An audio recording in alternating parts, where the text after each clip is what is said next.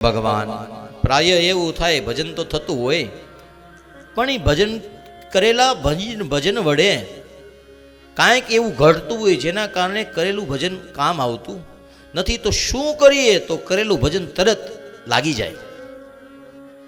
અને ત્યાં ચમસ નામના યોગેશ્વર ભગવાન પ્રશ્ન કરે છે. વદંતિ તેન્યોન્યમુપાસિત સ્ત્રિયો ગૃહેષુ મેથુન્ય પરેષુ ચાશિષ યજન્ત્ય દૃષ્ટા વિધાન દક્ષિણમ વૃચ્ચે પરમ જ્ઞંતિ પશુન તદ્વિદઃ. હવે એમાં એવું હોય કે બહારથી વાતો તો કરતો હોય, ચમસ નામના યોગેશ્વર એવું કહે કે બહારથી વાતો તો કરતો હોય પણ ઘરે ગયા પછી સ્ત્રીનો સંગ કરતો હોય, વિષયોથી મુક્ત. સ્ત્રી એટલે કોઈ ખરાબ પાત્રની વાત નથી, પણ વાતો સાંભળી છે અથવા તો કરી છે એવા સમયે વિષયોથી મુક્ત થઈ શક્યો નથી. વાતો કરી છે એણે કે વિષય ક્રાંત ન થવું. વિતૃષ્ણામ ભાગવતની અંદર વિશ્વ ભગવાને કીધું ઇતિમતી રૂપકલ્પિતા વિતૃષ્ણામ, તૃષ્ણાઓથી રહિત થઈ શકાણો. વાતો થઈ છે હા, પણ તૃષ્ણાઓથી રહિત થઈ શક્યો નથી. અને ઘરે ગયા પછી શું કરે? ગૃહેષુ મેથુન્ય અપરેષુ આશિષ. કર્યો સત્સંગ, ઘરે જઈને વિષયો ભોગવ્યા, કીધું તું એમાં એ લોકોને લાગ્યું નહીં, પાછો બીજાને આશીર્વાદ આપે છે. હા, જે બોલ્યો એવું જીવો નહીં, જીવો નથી. અને પછાગત છતાં ગામ આખું એને પગે લાગે છે, તો પગે લાગે છે, આચરણમાં કંઈ છે નહીં, પણ આશીર્વાદ આપે છે. તો એવા આશીર્વાદ કોઈના લાગે નહીં એટલે કોકને શું થાય કે સત્સંગમાં ગયા, સાધુ સ્વામી પાસેથી આશીર્વાદ લીધા પણ આશીર્વાદ ફેડ્યા નહીં. શા માટે ન ફેડ્યા? તો કીધું તમે કોની પાસેથી આશીર્વાદની અપેક્ષા રાખી? તો કીધું જે સત્સંગ કરાવે છે એની પાસેથી. જો ભરોસો રાખ્યો હોત કે સાંભળ્યું છે એટલે ફળ મળશે, મારાથી મતલબ ન રાખ્યો હોત તો કરેલું કર્મ ફળ આપત. પણ તમને એમ થઈ ગયું કે દાદા હાથ મૂકે તો જ કામ થાય, નહીંતર આપણા એના આશીર્વાદ ફળશે નહીં. દાદાના આશીર્વાદ ક્યારે ફળશે? જોઈ આમાં કહે છે એવું જીવે છે તો એવું જીવાણું નહીં.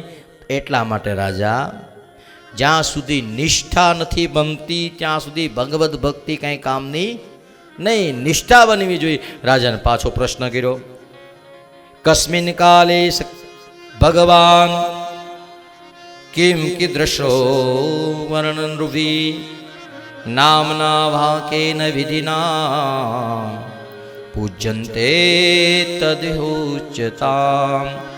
ભગવાન ક્યાં યુગની અંદર ભગવાને કેવો અવતાર લીધો ને ક્યાં વર્ણમાં લીધો ને એ અમને કહી દો, એટલે અમને સમજાઈ જાય.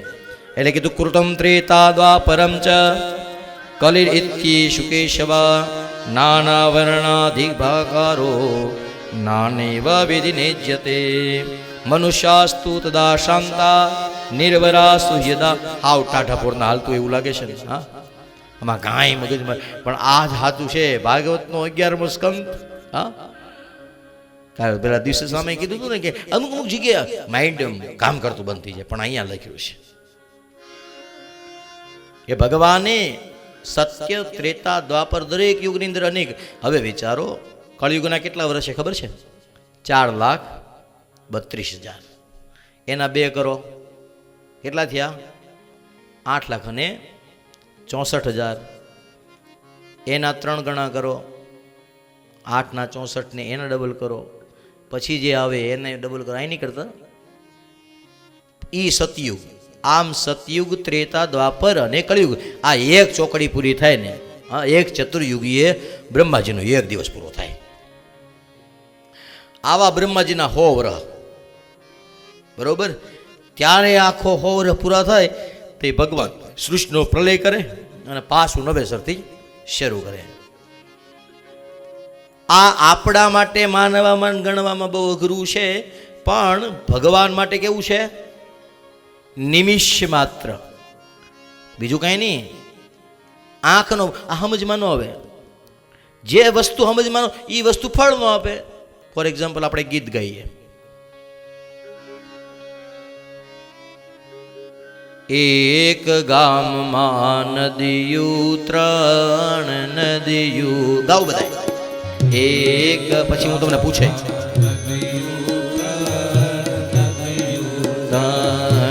એક ગામમાં નદીયું 3 નદીયું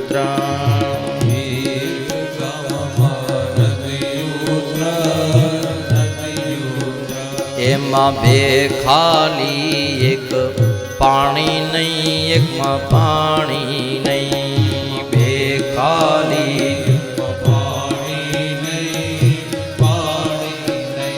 ઈ નદીની કાંઠે ગામડા ત્રણ, ગામડા ત્રણ. નદીની કાંઠે એમાં બે ખાલી, એકમાં વસ્તી નહીં, વસ્તી નહીં. બે ખાલી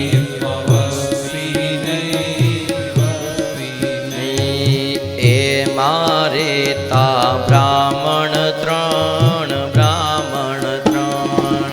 એ મારે એમાં બે મૂંગા એક બોલે નહીં, બોલે નહીં.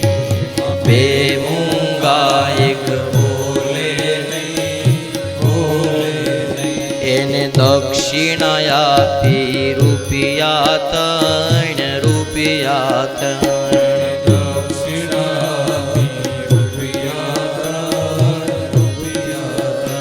એમાં બે બોદા એક હાલે નહીં, હાલે નહીં. એમાં બે બોદા એક હાલે નહીં, હાલે નહીં. એના લીધા ફૂગા ત્રણ, ફૂગા ત્રણ.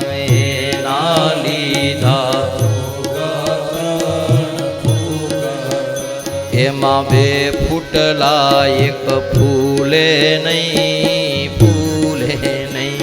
એમાં બે ફૂટલા એક ફૂલે. એટલે આ ગીત તો આમ લાંબુ લાંબુ જેટલું હોય કીધું આમાં કઈ અર્થ જ નથી. જતીન બાપુ, હા, પેલી વસ્તુ નદી કોને કહેવાય? જેમાં પાણી હોય એને નદી કહેવાય. હા, એક ગામમાં ત્રણ પણ એક કોઈમાં પાણી તો નદી હે નહીં. હવે જ્યાં પાણી ન હોય ને માણસ રહી એટલે ગામડા ન હોય. પાછા એવા ગામડા હતા તોય ગામડા કેવા? વસ્તી નહીં, હાવ ખાલી. હવે ત્યાં ગામમાં ક્યાંય વસ્તીનું ત્યાં અમે જઈને કરીએ, હું એ કહ્યો પહેલાં. એમાં પાછા ત્રણ, થોડા ઘણા યજમાન હોય તો થોડાક અમે રહીએ એ બરાબર છે, પણ એ ગામમાં આખું ખાલી ત્રણ બ્રાહ્મણ રહી પાછું. એમાં કોક આવ્યું ને એણે રૂપિયા ત્રણ આપ્યા. હવે એણે આપ્યા હોય એ રૂપિયા તો પછી એવા જોઈએ ને. એટલે એ ટૂંકમાં આ અર્થ વિનાનું ગાણું છે. ગમે એટલું ગાઈએ વગાડીએ પણ નાટ્ય મંચે ના એક પાત્રને જ્યાં સુધી તમે ન્યાય નહીં આપો. યોગેશ્વર ભગવાન કહે છે, ચમસ નામના ભગવાન કહે છે કે ભગવાન ચતુર્યુગીની અંદર પરમાત્મા જે કાંઈ લીલાઓ કરી રહ્યા છે એ લીલા અવતારોની અંદર પરમાત્મા બધું કરવા માટે સમર્થ હોવા છતાં નિમિષ માત્રની અંદર જગતનો સંહાર કરવામાં પણ ભગવાનને જરા પણ શોખ થતો નથી. એટલા માટે ભગવાનના યુગ પ્રમાણે સ્વરૂપો છે. જેમ કે સતયુગમાં ભગવાનનો રંગ કેવો છે તો કીધું સફેદ છે, 4 હાથ છે, હાથમાં દંડ છે, કમંડળ છે. કેમ તો કીધું સતયુગની અંદર હથિયારની કાંઈ જરૂર નથી, એટલે ભગવાનને હાથમાં કમંડળ ને એવું બધું રાખ્યું છે. અને પાછા સફેદ એટલે શાંતિનું પ્રતીક. ઈ નહીં ભગવાન ત્રેતા યુગમાં આવ્યા તો કેવા થઈ ગયા? રક્તવર્ણના. પેલા યુગમાં હતા શ્વેત વર્ણના, બીજા યુગમાં હતા રક્તવર્ણ. રક્ત એટલે લાલ, લાલ એટલે રામ અવતાર. બહુ જરૂરિયાત નથી, કહેવાય છે કર્પૂર ગૌરમ કરુણા અવતાર, પણ ભગવાનના હાથમાં શું છે? બાણ. શા માટે કીધું? ત્રેતા યુગની અંદર ક્યાંક ક્યાંક અધર્મ વ્યાપે છે, એટલે પ્રાણીઓનું રક્ષણ કરવા માટે, વેદશાસ્ત્રનું રક્ષણ કરવા માટે બાણ હાથમાં રાખ્યું છે. એના એ ભગવાન કળિયુગમાં આવ્યું તો કળિયુગમાં ભગવાન કેવા થઈ ગયા? કપિલ વર્ણના થઈ ગયા. અહીંયા ભગવાન હાથમાં તલવાર રાખે છે. હા, એ સતત ચમક્યા જ કરે છે. તલવારના પાશ વડે ભગવાન બધાને દંડ આપે છે. નવ યોગેશ્વરોનો સંવાદ બતાવ્યો. અહીંયાથી ભગવાન આગળ જતા 5મા અધ્યાયને પૂર્ણ કરે. 6ઠા અધ્યાયના આરંભે ઉદ્ધવજીને ખબર પડી કે ભગવાન બધી લીલા સંકેલવા માટે પરિવાર સહિત પ્રભાસ નામના ક્ષેત્રમાં જઈ રહ્યા છે. હા, શા માટે? આજે જેમ તમે વાડીઓ રાખો છો, શું કરવા વાડી રાખો છો? ઘર બગડે નહીં એટલે વાડી રાખે. એ ઘરે પછી કેદી સાફસૂફ થાય એટલે ભગવાનને બાંધવા હાટું વાડી રાખી. હા, બાંધવા માટે, લડવા માટે ભગવાને દ્વારિકાનો ત્યાગ કરી અને આખો કુટુંબ કબીલો લઈને બધાય ગયા પ્રભાસ નામના ક્ષેત્રની અંદર. પ્રભાસ નામના ક્ષેત્રની અંદર પેલું મુસળ નીકળ્યું હતું પેટમાંથી, એમાંથી અરણી નામનું એક ઘાસ ઉગ્યું છે જેના તીક્ષ્ણ ધારદાર પાંદડાઓ છે. ત્યાં ઉદ્ધવજી જઈને મળ્યા રડવા ભગવાનને કે તમારી વિના હું રહી ન શકું. આમ અહીંયા ભગવાને ઉદ્ધવજીને ગીતાનો ઉપદેશ આપ્યો છે, જેને કહેવાય છે ઉદ્ધવ ગીતા.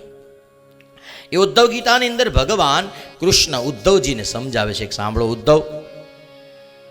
ઉદ્ધવે પ્રશ્ન કર્યો છે, વદંતિ કૃષ્ણ શ્રેયાંશી બહુની બ્રહ્મવાદિનઃ તેષાં વિકલ્પ પ્રાધાન્યા મૃતાહો એક મુખ્યતા ભવતો દાહત સ્વામીન ભક્તિ યોગેન પેક્ષિતઃ નિરસ્ત સર્વતઃ સંગે એન તૈયા વિશેન મમ. ઉદ્ધવજી કહે, વદંતિ કૃષ્ણ શ્રેયાંસી. એ ઉદ્ધવજી કહે, ભગવાન દ્વારિકાધીશ વદંતિ કૃષ્ણ, ભગવાન નથી કીધું, ઉદ્ધવ કૃષ્ણને ભગવાન નહીં, સ્વયં સખા તરીકે જ ઉદ્ધવના લખ્યું છે.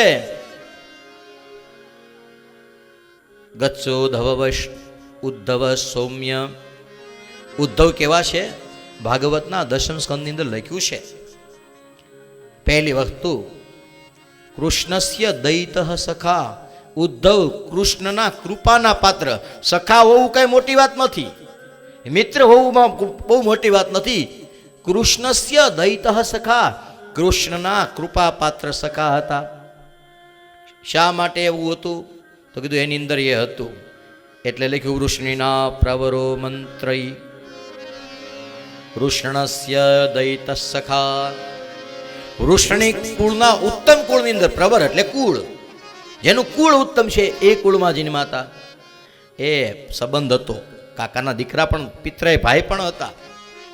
પણ અહીંયા એ પિતરાય ભાઈની બહુ ઓળખ કરી નથી, પણ લખ્યું વૃષ્ણિના પ્રવરો મંત્રી. વૃષ્ણિ કુળના પ્રવર, યાદવોના મંત્રી. અને પાછી બોનસ, કૃષ્ણસ્ય દયિત સખા. કૃષ્ણના કૃપાને પાત્ર સખા છે. એનું કારણ છે શિષ્યો બૃહસ્પતિ સાક્ષાત ઉદ્ધવ બુદ્ધિ સત્તમ.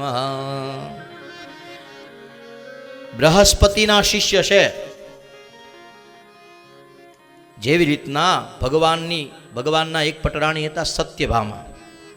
એ પરમાત્મા સૂર્યની પાસે જઈને સૂર્ય પાસેથી દીક્ષા લીધી, એની પાસેથી મંત્ર શીખ્યા, એની પાસેથી ઘણું બધું શીખ્યા.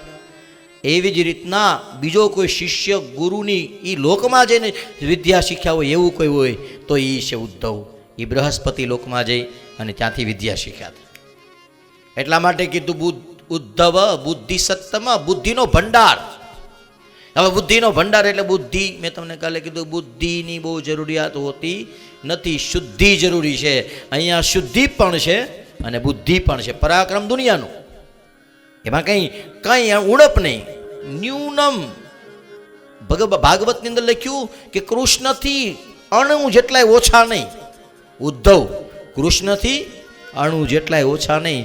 એટલે સ્વામિનારાયણ સંપ્રદાયને ઉદ્ધવ સંપ્રદાય પણ કહેવામાં આવે છે. આ ઉદ્ધવ સંપ્રદાયની સ્થાપના આવી રીતના પણ વાતને ભણવામાં આવી છે.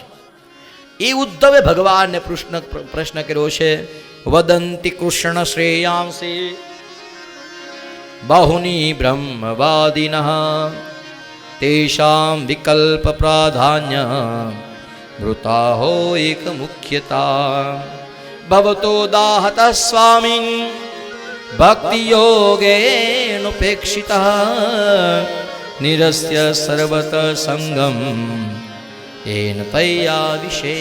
ભગવાન કળયુગમાં કદાચ અમને તમારી યાદ આવી ગઈ તો, અમારે કદાચ તમને મળવું હોય તો, મારે તો તમારે ભેગું, પણ કળયુગની અંદર પણ ધર્મને માનવાવાળા, ધર્મને જાણવાવાળા કળયુગમાં હશે. એવા લોકો ક્યાં જાય તમારા દર્શન માટે? ત્યારે કીધું છે ભગવાને, કે સાંભળ ઉદ્ધવ, કળયુગની અંદર 12 સ્કંધના અંગોવાળું ભાગવત હું છું. જે કોઈ કળયુગની અંદર ભાગવતના આશરે બેસે એને એવું જ સમજવાનું કે હું ઠાકોરજીના ખોળામાં બેઠો છું. મેં તમને ફરીથી એક વખત કીધું કે જેવી રીતના તમને મેં કાલે કીધું કે મહારાજની મોટી પ્રતિષ્ઠિત મૂર્તિ એને આપણે બહુ કંઈ કરતા નથી. ભગવાનના ઉત્સવો માટે એક અલગ મૂર્તિ હોય જેને આપણે ઉત્સવ મૂર્તિ કહીએ છીએ. હા, એવી જ રીતના કૃષ્ણ ભગવાન છે એ મંદિરની પ્રતિષ્ઠિત મૂર્તિ છે. અહીંયા ઉદ્ધવ છે એ ભગવાનની ઉત્સવ મૂર્તિ છે. ઉદ્ધવ મળ્યા પછી ભગવાન ક્યાંય ગયા નથી. જ્યાં પોતાનું કામ પડ્યું ત્યાં ઉદ્ધવને મોકલીને કીધું કે અહીંયા આમ કરી આવો, અહીંયા તે કરી આવો, ફલાણી જગ્યાએ તે કરી આવો. જે જે સંદેશા હતા ઉદ્ધવ ઉત્સવ મૂર્તિ છે. એવી જ રીતના દ્વારિકાધીશના મંદિરમાં બિરાજતી દ્વારિકાધીશ પ્રભુનો શ્રી વિગ્રહ એ પરમાત્માનું પ્રતિષ્ઠિત મૂર્તિ છે, પ્રતિષ્ઠિત વિગ્રહ છે. એટલે એ અહીંયા દર્શન દેવા આવી શકે નહીં. પણ ત્યાંથી પૂજારીજી આવ્યા છે. હા, એ દ્વારિકાધીશની ફરતી મૂર્તિ છે, ઉત્સવ મૂર્તિ છે. અહીંયા એ નથી આવતા, દ્વારિકાધીશ જ બિરાજી રહ્યા છે.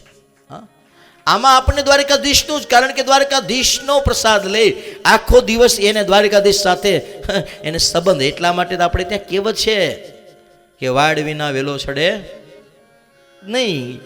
ડાયરેક્ટ આપણે મળી શકતા નથી, એટલા માટે દ્વારિકાધીશ એ હલતા ચલતા નથી. તો આવી રીતના આ ઉત્સવ મૂર્તિ છે. તો ભગવાનની પ્રતિષ્ઠિત મૂર્તિ છે, ભાગવતી ઉત્સવ મૂર્તિ છે. ભગવાને કીધું કે કેમે કરીને કળિયુગની અંદર કલો કેશવ ન યોગે ન તપસા ન સમાધિ, કાંઈ કરવાની જરૂર નથી. એ ખાલી સખણા બેહીન ભગવાનના નામની માળા કરો ને, હા, તોય ઘણું બધું કામ થઈ જાય.